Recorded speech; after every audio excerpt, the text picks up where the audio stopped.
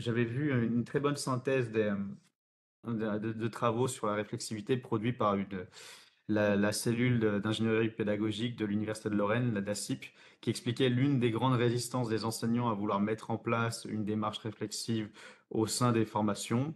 C'était justement que ça se faisait au détriment des matières fondamentales, des enseignements fondamentaux.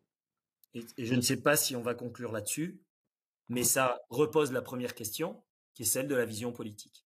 Je vais le dire différemment.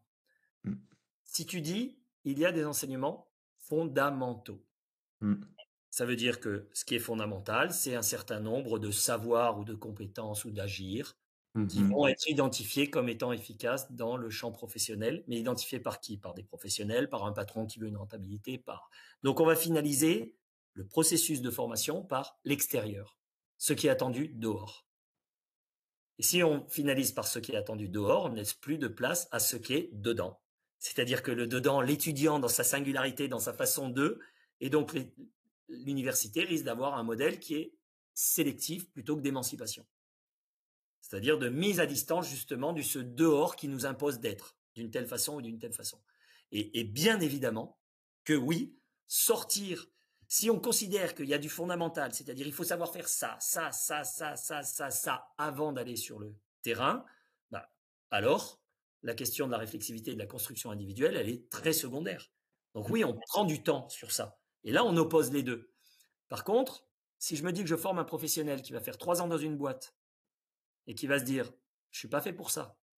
Ou un professionnel qui va faire une carrière entière à subir des injonctions qui lui seront toujours extérieures, sans marge d'expression, c'est pas sûr qu'il fasse un burn-out, mais par contre, ce qui est à peu près sûr, c'est qu'il se sera pas trop éclaté dans son métier.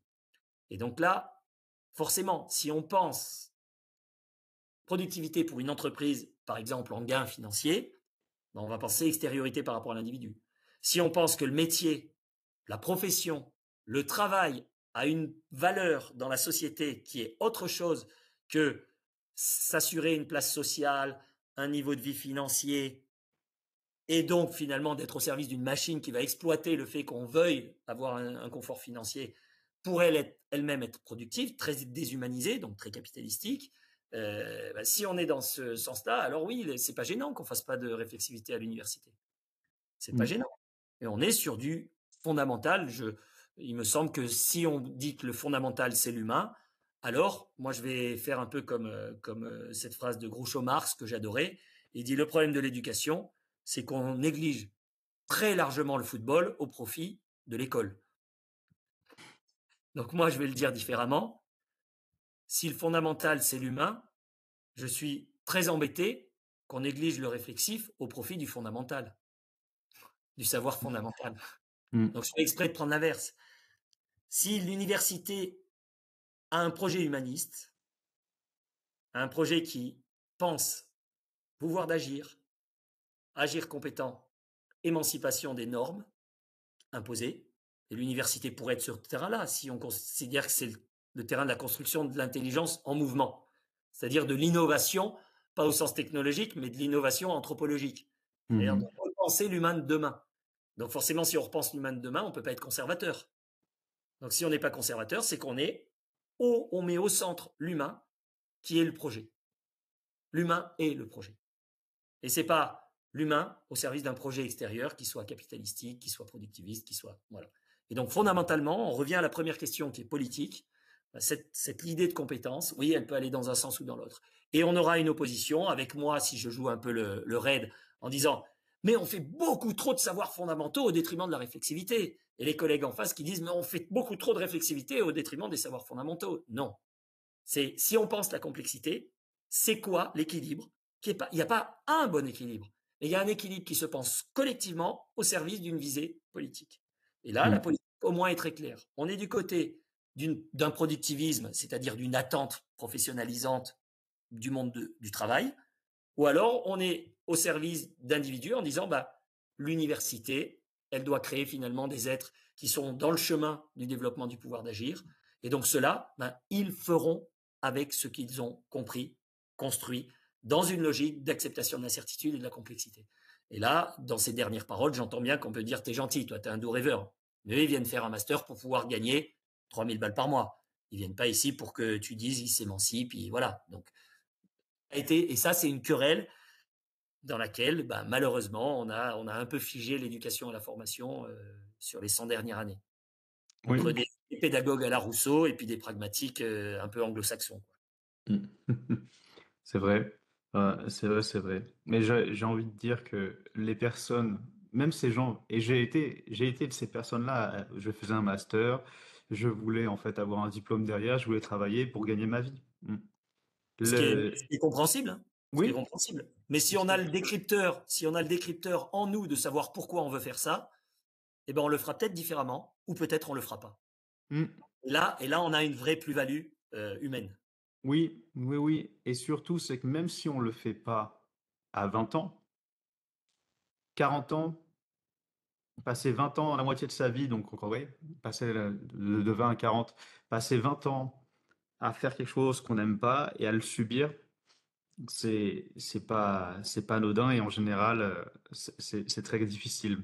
Pour accompagner, pour faire de l'accompagnement individuel à la démarche portfolio, eh bien, les personnes que j'ai en tête sont souvent des personnes qui ont eu cette posture durant leur vingtaine et qui passaient un certain temps justement à vivre en dissonance, bah, se disent, ah, ça peut pas forcément durer. Et ça veut dire que là, et là, j'émets une hypothèse très, très philosophique et personnelle, c'est que l'approche enfin, uniquement productiviste apporte à des limites énormes dans le développement de l'individu, mais que l'individu lui-même devra faire face à ce développement et à ces contradictions. Il va avoir un jour ou l'autre dans sa vie un questionnement, il va arriver à une croisée des chemins, à des dilemmes qui devront l'amener finalement à re-questionner son identité et sa zone en quelque part d'alignement, les activités avec lesquelles il serait aligné. Et que son épanouissement ou sa construction, entre guillemets, saine, ben, consisterait à effectuer des activités avec lesquelles il est aligné. Et ça, je te dis vraiment, c'est une hypothèse très, très personnelle qui se base sur un vécu, sur un empirisme très particulier. Je dis pas que c'est une loi, mais c'est une conviction. Et je pense même que c'est une conviction qui, qui pousse ce podcast et ces réflexions. Et c'est ce que je voudrais dire, c'est ce qu'on pourrait peut-être dire aux équipes pédagogiques, c'est finalement, posez-vous la question, qu'est-ce que vous voulez, dans quel paradigme vous voulez vous ancrer afin de retrouver un pouvoir d'agir, de ne plus voir ça comme uniquement quelque chose d'ultra normatif et et de le voir uniquement comme une injonction. Parce que, on vient de le dire, finalement, tout ce qu'on vient de dire, c'est que l'APC, c'est une question, il y en a pas une, il y en a plusieurs.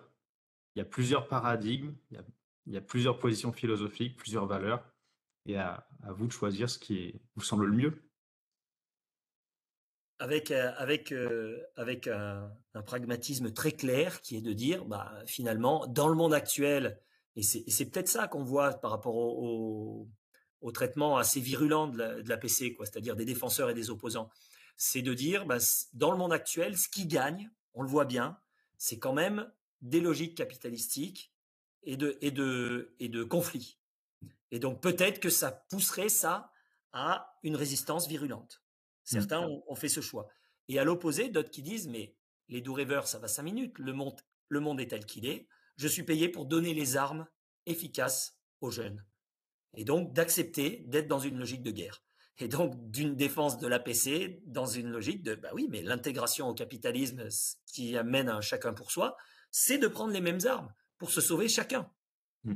Ou alors d'être à l'opposé en disant bah non, on ne peut pas jouer avec ces armes-là. Et donc c'est quand même, ça c'est assez manichéen parce que c'est, comme tu le disais, très politique. Et la réflexivité, à mon sens, c'est ce qui permet la prise de conscience de ce caractère politique. Ça ne veut pas dire la réflexivité n'amène pas à choisir un camp ou l'autre.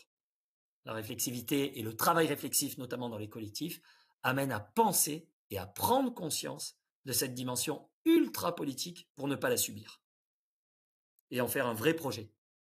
En faire un projet assumé, conscient, d'équipe, qui disent, bah oui, on est dans une logique productiviste, ou sélective, ou émancipatrice, ou intermédiaire, ou mixte, ou en hybride, ou on fait avec nos moyens pour préserver un minimum d'humain, ou voilà. Mais la conscience, elle va jouer avec ces dilemmes et elle les met en mots, elle met en mots les tensions et elle dit, nous, acteurs responsables, prenons nos responsabilités et effectuons des choix dans ces grands paradigmes qui peuvent être des choix très mitigés comme des choix très engagés d'un côté ou de l'autre. Et l'honnêteté derrière, elle est de dire, nous en sommes là de nos choix parce que. Et ça me semble être. Et ça aussi, je pense, tu disais tout à l'heure, dans les conditions pour qu'un étudiant puisse aller vers. Je pense que l'honnêteté de l'institution, quant à son inscription dans des paradigmes très fortement politisés, est nécessaire. Mmh. Ouais, complètement.